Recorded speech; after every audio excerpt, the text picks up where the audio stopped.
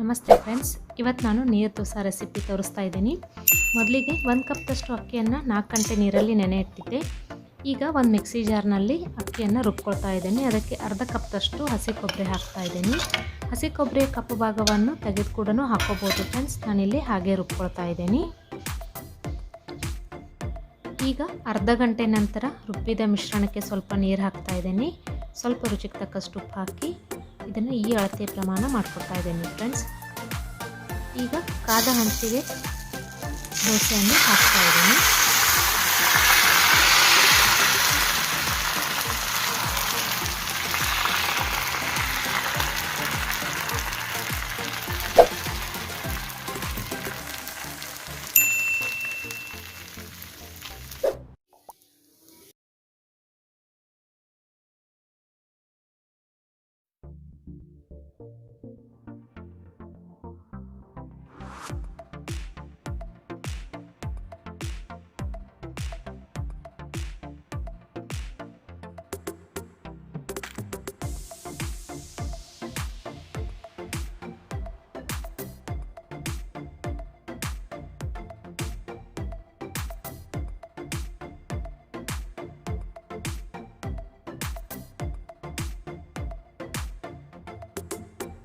ಈಗ ಬಿಸಿ ಬಿಸಿಯಾದಂತಹ ನೀರು ದೋಸೆ ರೆಡಿಯಾಗಿದೆ.